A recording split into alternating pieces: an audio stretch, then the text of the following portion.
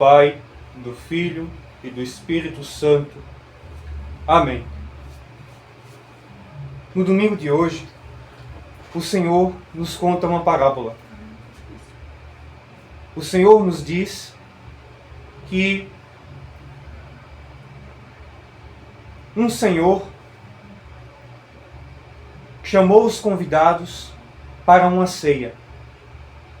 Porém, quando o servo foi buscar os convidados, aqueles convidados começaram a dar desculpas para não ir até aquela ceia do Senhor. Um disse que tinha comprado um terreno e que ia cuidar daquele terreno. Outro disse que tinha se casado e por isso não podia ir. E outro tinha comprado ali 5 juntas de bois e também não poderia comparecer à ceia. Quando o servo relata isso ao seu senhor, o senhor então o manda ir pelos lugares, a trazer os cegos, os coxos, os estrupiados. Então logo o servo volta e diz: tudo isso já foi feito, mas ainda há lugar. Então o Senhor diz: vai e busca até que não sobre lugar. Os cegos, os mancos, os coxos, os estrupiados, os abatidos, de forma que não sobre mais lugar. E o servo foi e saiu pelos caminhos. E o Senhor desta parábola segue dizendo que nenhum daqueles que foi convidado irá participar da ceia. Os Santos Padres nos dão 2 explicações para este Santo Evangelho. A primeira explicação é que Nosso Senhor, como falava aos judeus, mostra que parte daqueles judeus, parte daqueles que eram os fariseus, os escribas, os mestres da lei, aqueles que perseguiam Nosso Senhor Jesus Cristo, esses, como membros do povo de Deus, como raça eleita para a vinda do Messias, filhos de Abraão, esses, quando veio o Cristo, não receberam o Cristo, pois já se achavam salvos, já se achavam justificados e sem nenhuma necessidade do Salvador. Aqueles achavam que seriam salvos apenas pelo cumprimento da lei, pela lei de Moisés. Porém, nós sabemos que a lei é uma preparação para o Cristo e não um fim em si mesmo. Porém, eles já se davam satisfeitos pela lei. E, por já se acharem santos, por já se acharem salvos, por acharem que não tinham nenhuma necessidade do Messias, do Salvador, porque de fato, ao se enxergarem como povo de Israel, ao se enxergarem como filhos de Abraão, achavam que era só aquilo, que não necessitavam do Messias. E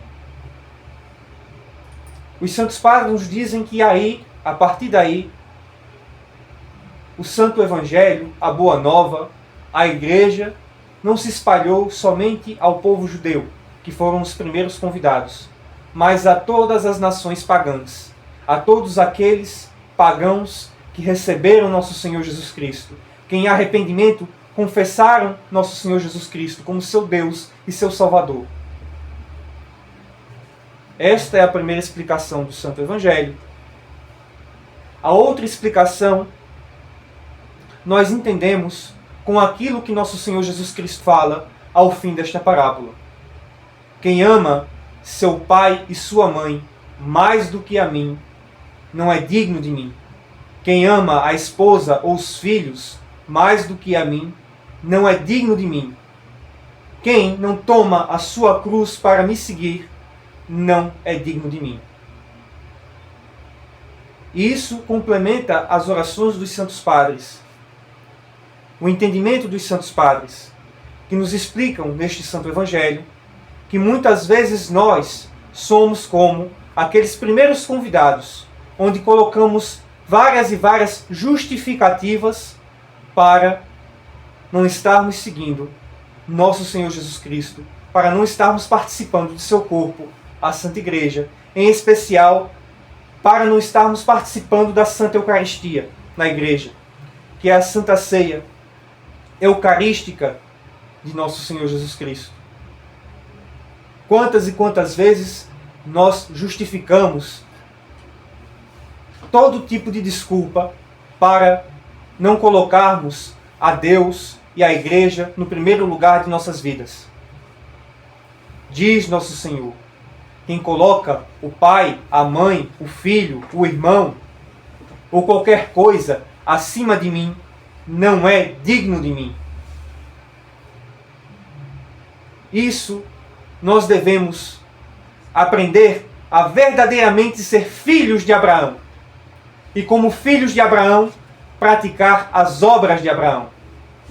Como nosso Senhor diz em outro evangelho aos judeus: vocês se chamam filhos de Abraão, mas se de fato fosseis filhos de Abraão, vocês fariam as obras de Abraão.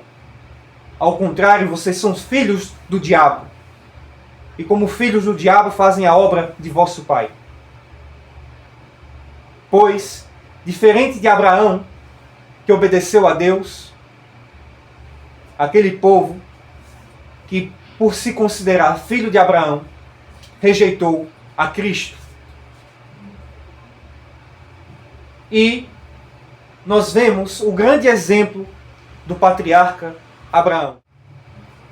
O nosso pai Abraão, pai de todos aqueles que recebem o Cristo como seu Senhor e Salvador, é um exemplo de como se deve amar a Deus acima de todas as coisas. Pois, de fato, o santo patriarca Abraão cumpriu o primeiro mandamento, amando o Senhor com todas as suas forças, com todo o seu entendimento. E obedeceu a Deus. E por meio dessa obediência, veio a nação de Israel e veio o Messias como Salvador e Redentor dos homens. O novo Adão, nosso Senhor Jesus Cristo. E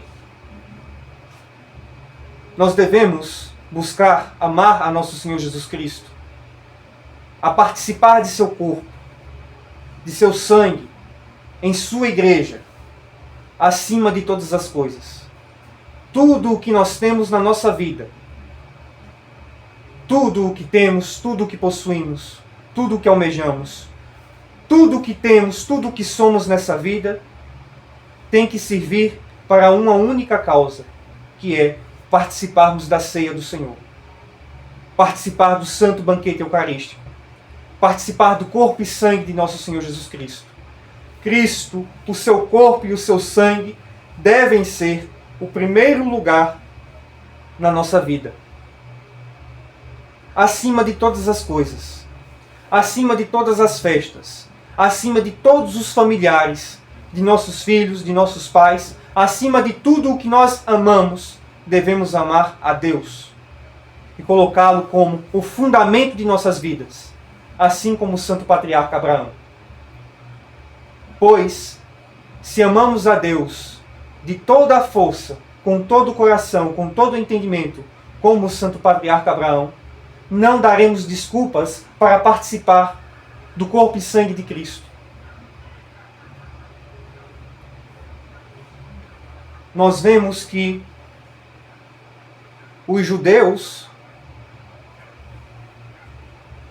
ou aqueles primeiros convidados desta parábola, parece que davam boas justificativas para não participar daquela ceia.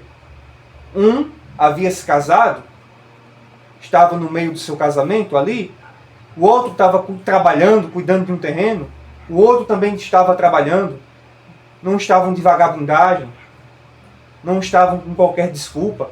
Eles alegaram motivos sérios para não poder participar da ceia.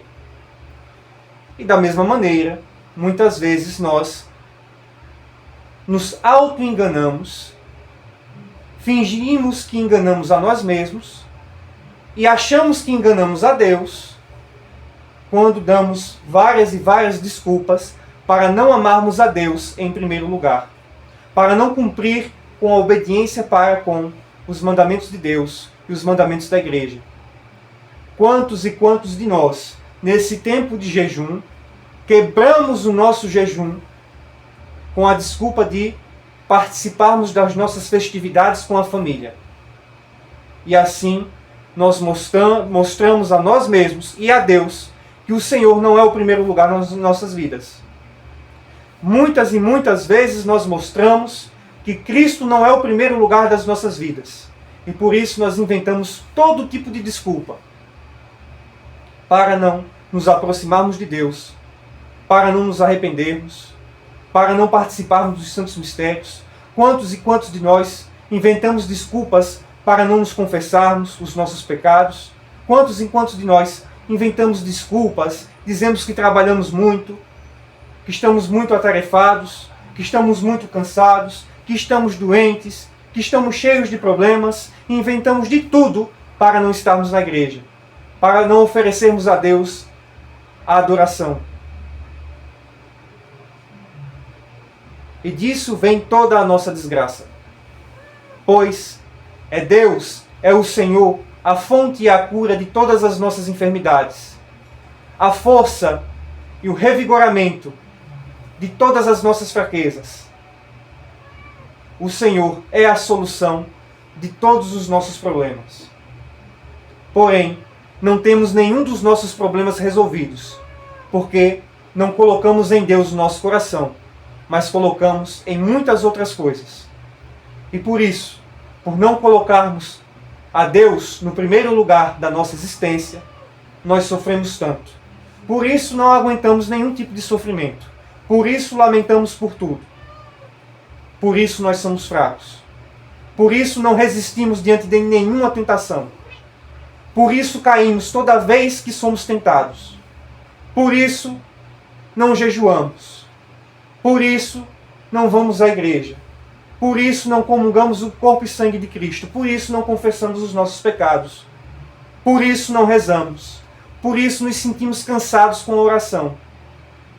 Por isso nos incomodamos em rezar.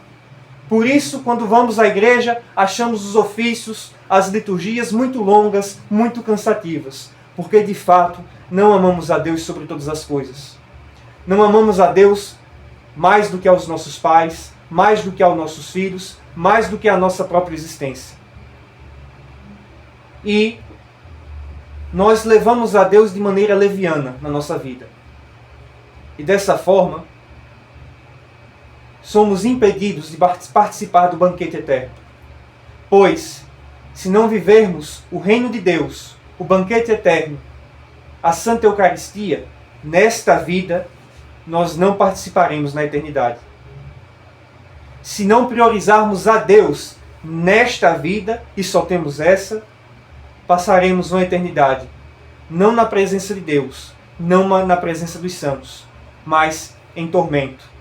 Um tormento que não é causado por Deus, mas que é causado pelo próprio peso da nossa consciência, pela própria desfiguração que causamos em nossas almas quando rejeitamos a Eucaristia, quando rejeitamos a cruz, quando rejeitamos nosso Senhor, quando colocamos a nossa família, o nosso trabalho, os nossos sonhos na frente de Deus. Se Deus não é o primeiro lugar nas nossas vidas, nós não participaremos do banquete eterno. Por isso, devemos lutar para participar da eternidade já nesta vida, na Santa Eucaristia. E a Santa Eucaristia, o corpo e o sangue de Cristo, deve ser o fundamento da nossa existência. Como disse o Senhor, Deus e Salvador Jesus Cristo, na sua santa ceia com os seus apóstolos, antes da sua paixão, morte e gloriosa ressurreição. O sangue da nova e eterna aliança. O corpo e o sangue de Cristo. A nova e eterna aliança. Quando participamos da Santa Eucaristia, quando confessamos os nossos pecados, quando colocamos a Deus em primeiro lugar de nossas vidas, nós participamos da nova aliança, nova e eterna aliança. Porém, ao contrário, quando rejeitamos a cruz, quando rejeitamos tudo isso para inventarmos qualquer desculpa, inventamos de tudo para tirar Deus do nosso caminho. Para nós, a igreja é bobagem. Os mandamentos, os jejuns, para nós tudo isso é bobagem. É coisa antiga, é pensamento antigo, é besteira. O que importa é o coração. E com essa justificativa de que o que importa é o meu coração, na prática nós nos distanciamos de Deus. Na prática, nós nos ausentamos de Cristo. Pois se de fato amarmos a Cristo, nós não seguiremos o nosso coração doente, vazio e cheio de paixões, mas nós seguiremos a igreja. E na igreja nós receberemos o corpo e sangue de nosso Senhor Jesus Cristo. Isso o Senhor nos ensine e nos salve. E nos garanta o arrependimento. Que o Senhor nos abençoe com um santo arrependimento, para que através do arrependimento possamos confessar os nossos pecados e, levantando da nossa imundície, buscar realmente viver os mandamentos de Deus e buscar colocar a igreja como uma prioridade da nossa vida, pois a igreja é o corpo e sangue de nosso Senhor Jesus Cristo.